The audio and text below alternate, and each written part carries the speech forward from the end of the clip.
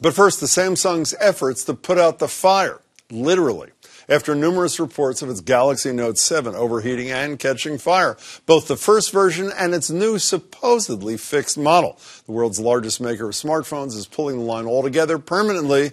That means recalling every last one. So, what does this mean if you have one of these phones, and can the company recover from the month-long public relations nightmare that rivals debacles like Volkswagen and maybe even New Coke? Joining me is Galen Moore. He's editor-in-chief of Bostino. Galen, good to see you.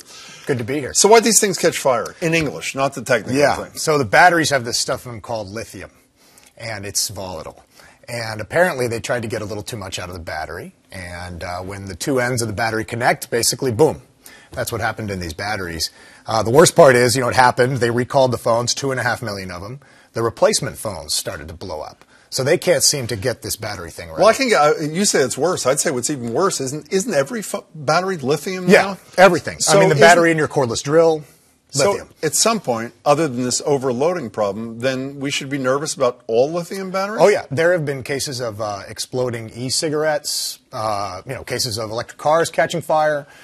These kinds of batteries are volatile, and if they're not done right, they do tend to catch fire. And the reason, my understanding is, the reason that they overloaded this stuff, there was a rush on the part of Samsung to try to beat the new iPhone to the market, right? Yeah. And they wanted to compete with the big boys in the high-end phones. Tremendous pressure. Tremendous pressure on companies like Samsung, on all phone makers, put on them by Apple and their other competitors.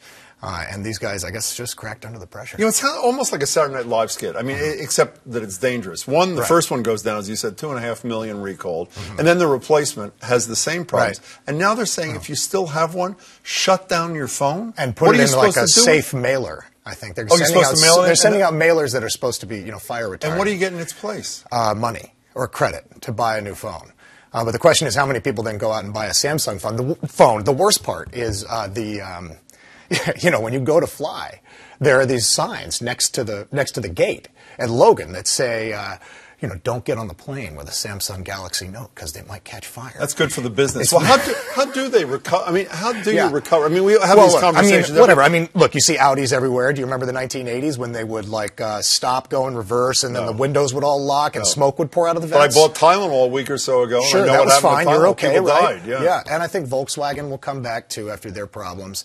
The brand will survive, but this is a pretty tough hit.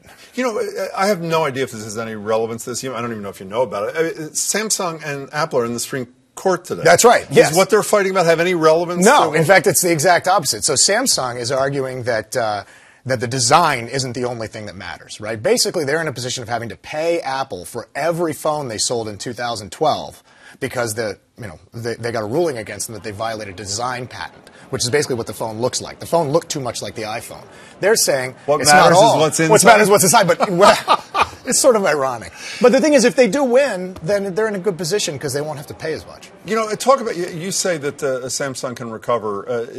I don't know if this even matters to anybody. And while they're recovering, I assume whatever number 3 is or number 4 tries to move up right in the Apple class. HTC, Huawei. Should I care? I don't care about that, do I? Well, I think the main question is, do you buy an Android phone or do you buy an iPhone? That's the choice that most consumers face. Well, this is great news for iPhone, then, is it not? Sure. Should be. Absolutely. Okay, knowing very little about smartphones except that I love them, I'm assuming there's a point at which they can't do anymore with a smartphone. I think we're something getting has pretty to, close. So what's next? What's coming? Goggles, No, I'm serious. Yeah, like a chip under your wrist skin. I don't know. There's something coming next. I'm pretty sure the next big thing is not a new phone. These guys are sort of duking it out in a battle of diminishing returns, and eventually somebody's going to come along with a device that basically replaces this thing we carry in our pocket. Would you buy a Samsung? Yeah, I owned a Samsung. Even now, I thought it was would you a great buy one right phone. now? 100%. I absolutely would. Yeah. In fact, sometimes it's even better after they go through something like this because the controls they put in place will be even tighter. Just put lead in your pocket. Ken, it's good to problem. see you. Thank you so much.